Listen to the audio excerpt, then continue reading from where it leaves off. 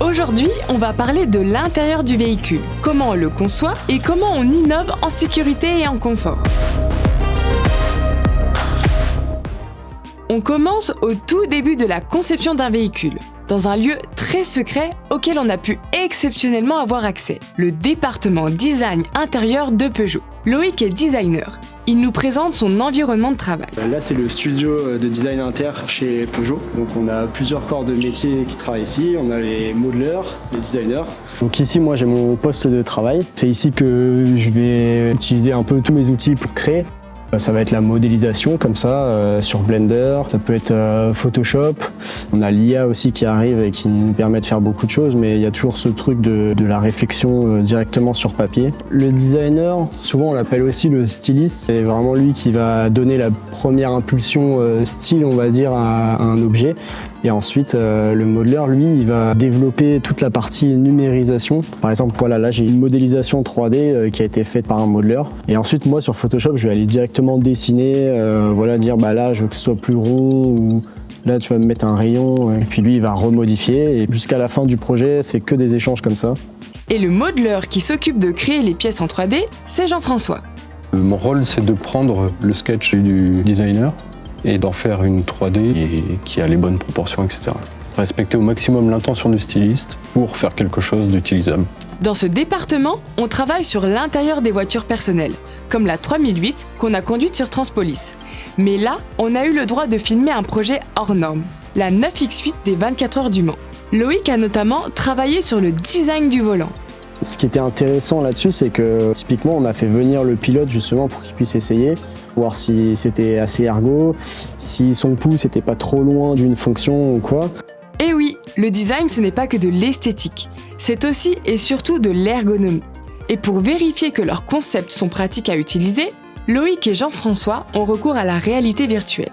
Donc là, avec ce casque, on arrive à avoir nos vraies mains dans l'environnement complètement virtuel, ce qui nous permet de vérifier la bonne ergonomie des commandes, que tout est à la bonne place et que l'on puisse, par exemple, dimensionner cet écran de façon à ne pas gêner la vue sur l'extérieur. On utilise beaucoup cet outil pour voir la bonne proportion des volumes que l'on dessine. Sur un écran de PC, on va avoir souvent l'impression d'être à la bonne échelle, mais on va vite se rendre compte avec cet outil qu'on travaille sur une échelle trop petite. Loïc a fait des études de designer et a été embauché par Peugeot à la sortie de son école. Quant à Jean-François, son parcours est assez original. J'ai toujours eu l'idée d'être designer automobile. Je dessinais des voitures étant tout petit. Sauf qu'il n'a pas fait d'école de style. Au lieu de ça, il a fait un BTS conception de produits industriels. Et au final, j'ai réussi à dériver vers le design grâce à une licence professionnelle qu'avaient mis en place Peugeot et Renault. Et après, j'ai réussi à me faufiler, par opportunité toujours, au style avancé des marques.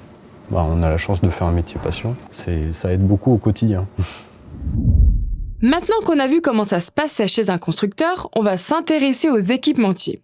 On a vu dans l'épisode précédent qu'ils étaient très impliqués dans la conception du véhicule. Pour l'intérieur, c'est toujours pareil. Ils proposent plein d'innovations pour les constructeurs. Avant de pouvoir entrer dans une voiture, on doit la déverrouiller. Et chez Valeo, avec Aladdin, on me montre comment faire avec un smartphone. Et là, j'ai plus besoin de ma clé. Tu n'as plus besoin de ta clé. En fait, sur le véhicule, on a installé des capteurs ultra-wideband, donc tout autour en fait, du véhicule. Et on a le téléphone qui intègre un module ultra-wideband et qui va permettre en fait, d'être localisé par le véhicule. L'ultra-wideband, pour faire simple, c'est la communication sans fil. Comme le Bluetooth, mais qui permet de géolocaliser très précisément un objet qui est à portée du capteur. Donc là, si tu t'approches, le véhicule va se déverrouiller une fois que tu auras franchi la zone ici verte, la zone d'accès. Ah oui, on peut voir que le véhicule s'est déverrouillé. Ok. Et si tu rentres dans le véhicule, tu as juste à déposer le téléphone sur en fait, le chargeur à induction et tu vas pouvoir en fait, démarrer le véhicule. Sans mes clés, toujours. Sans tes clés. Mais du coup, si on me vole mon téléphone, qu'est-ce qui se passe? Ton téléphone a une clé unique. On va pouvoir en fait soit contacter le constructeur automobile, soit contacter les fabricants en fait, de smartphones pour désactiver justement l'accès à la clé en question qui est présente sur ton téléphone pour éviter que quiconque puisse accéder du coup à ton véhicule. Aladdin est développeur et c'est lui qui écrit les algorithmes de discussion entre la voiture et le téléphone pour savoir à quel moment il faut déverrouiller les portes. Et ce qui plaît à Aladdin dans son travail, c'est que le code qu'il écrit sert de manière très concrète. On voit dans le monde réel se produire ce qu'on a pu développer en fait sur ordinateur. Donc ça peut être très intéressant. Et une raison concrète d'utiliser le téléphone comme une clé, c'est l'autopartage.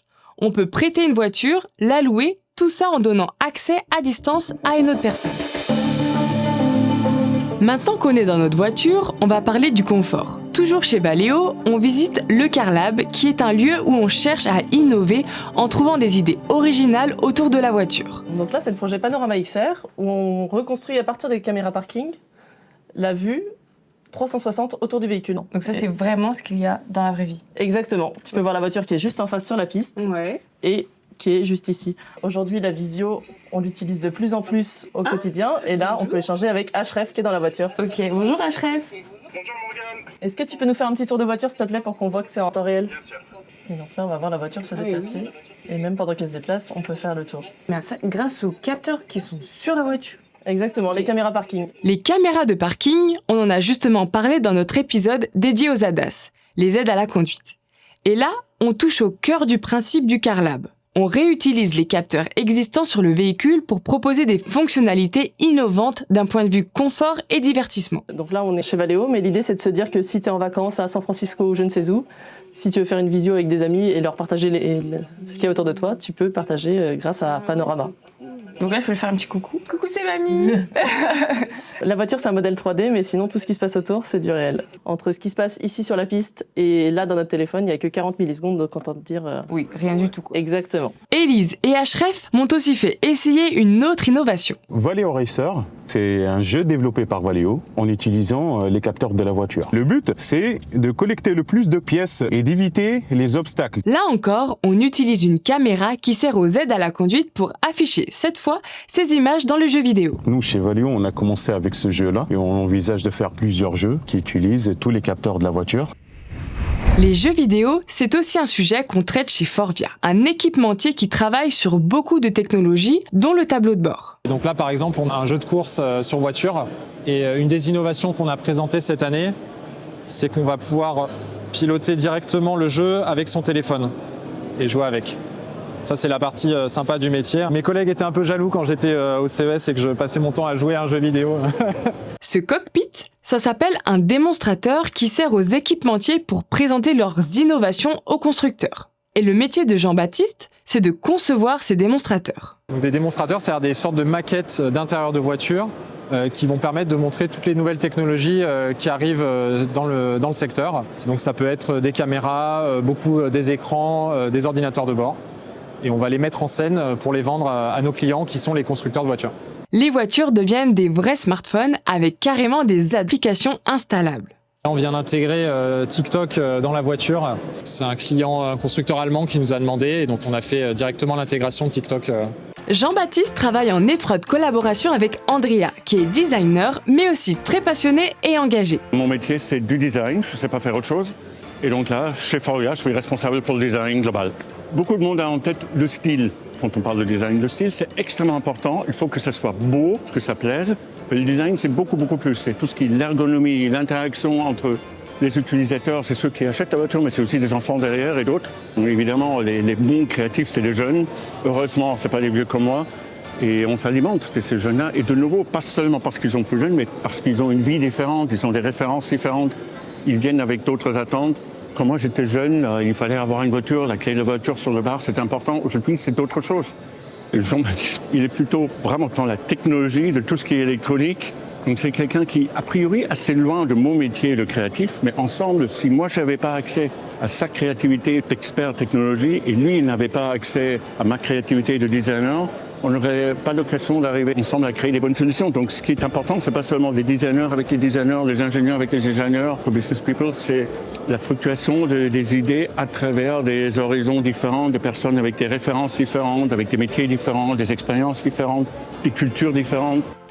On a fini de parler du divertissement à l'intérieur de la voiture. Et maintenant, on va aborder un sujet beaucoup plus sérieux, la sécurité. Toujours chez Forvia, Ayla est ingénieure en optique électronique. Aujourd'hui, je travaille sur les systèmes d'électronique embarqués dans la voiture qui vont permettre au véhicule de détecter ce qui se passe par exemple dans la cabine du véhicule ou alors à l'extérieur du véhicule, le remplacement des rétroviseurs où on va remplacer un rétroviseur standard par une caméra, un écran et des systèmes de détection pour avoir une meilleure visibilité de l'environnement du véhicule. Ayla travaille aussi sur le DMS, le Driver Monitoring System. Par exemple, ici, ce qu'on voit, c'est qu'en fonction de la direction de mon regard, quand je regarde la route, je conduis, tout va bien. Et si je regarde, par exemple, trop longtemps l'écran, je suis en train de chercher quelque chose et je regarde mon écran, j'ai pas suffisamment regardé la route, donc il y a l'alerte qui est générée qui me dit attention, il faut regarder la route. Alors ça peut être une alerte sonore qu'on n'a pas mise ici parce qu'il y a du bruit. Moi, ce qui me plaît beaucoup, c'est les interactions avec l'équipe recherche et développement, donc les ingénieurs, les techniciens, mais également avec l'équipe commerciale qui est en interface directe avec les clients et je le suis également. Et on a cet esprit d'équipe qui est très fort, en tout cas chez Forvia. On retourne maintenant chez Valeo, qui eux aussi travaillent sur des technologies de surveillance de l'attention du conducteur. Le système DMS, il repose sur des capteurs et des caméras. Donc c'est une caméra qui permet de détecter les mouvements des yeux, de la tête et du corps sur la base d'algorithmes d'intelligence artificielle. On a voulu jouer au malin et on a demandé à Yacine et à ses collègues de faire semblant de s'endormir pour tromper le système. Et en fait, c'est quasiment impossible. Le vrai endormissement, c'est un comportement très particulier qui a été très bien identifié par l'IA. Ici, le système considère qu'on est distrait et pas vraiment endormi. L'objectif, c'est ne pas de l'alerter d'une façon intempestive le conducteur et de le gêner tout le temps. C'est de l'alerter quand c'est vraiment le cas. Dans la même équipe que Yacine, il y a Fanny et son drôle de collègue. Ce bébé, c'est notre testeur. Il s'appelle Ricardo et il nous sert à tester le système de détection de présence de vie à l'intérieur du véhicule. Alors le but du système, c'est d'alerter le conducteur qu'un bébé a été laissé seul dans la voiture, un bébé ou un enfant d'ailleurs. Et donc en cas d'oubli, au bout de quelques secondes, la voiture peut réaliser une alarme qui peut être sonore, donc ça peut être du son. Ça peut être aussi visuel, donc par exemple, on peut imaginer des lumières qui s'allument, les warnings qui se mettent en marche. Mais ça peut aussi être une alerte sur le smartphone. Pourquoi on développe ce système? C'est parce qu'en fait, chaque année, on a plusieurs enfants qui décèdent de coups de chaleur après avoir été laissés dans la voiture. C'est des morts qui sont évitables. Et donc avec un système comme le radar intérieur, on peut avoir une solution qui répond à ce besoin. Alors là, on a ramené quelques exemples de pièces. Donc ce sont 2 radars intérieurs, mais il ne suffit que d'un seul. Alors on installe les systèmes sous la toile. Mais là, c'est un véhicule prototype, donc pour pouvoir travailler, on a découpé la toile et on a installé ce petit système-là, je ne sais pas si tu vois. Donc là, c'est le radar qui a été juste mis de façon prototypée sur un rail. Ça nous permet de tester différentes positions pour pouvoir derrière réfléchir à une intégration optimisée. Et quand on demande à Fanny si elle est passionnée d'automobile, sa réponse est claire et précise. Pas du tout. En fait, moi, ce qui m'intéresse, c'est la technologie, pas forcément l'automobile. Que ce soit appliqué sur une voiture ou appliqué sur un chariot ou n'importe quoi, c'est pas trop mon sujet. Moi, ce qui m'intéresse, c'est de développer des technologies innovantes. C'est la classe de pouvoir dire à ses amis, bah voilà, ça c'est moi qui ai développé, ça se voit, c'est palpable, ça sauve des vies, c'est gratifiant. Moi j'ai fini pour aujourd'hui. La conclusion de cet épisode, je la laisse à Andrea qui a tout résumé pour moi. Je travaillais dans des agences de design, je travaillais dans l'électroménager, je fais du design des machines d'industrie, des brosses à dents, des meubles, de tout, avant d'atterrir à un moment donné dans l'automobile. Et une fois dans l'automobile, on reste parce que c'est quand même un produit vachement sympa et complet et avec beaucoup d'émotions. Ça, c'est ce qui est important.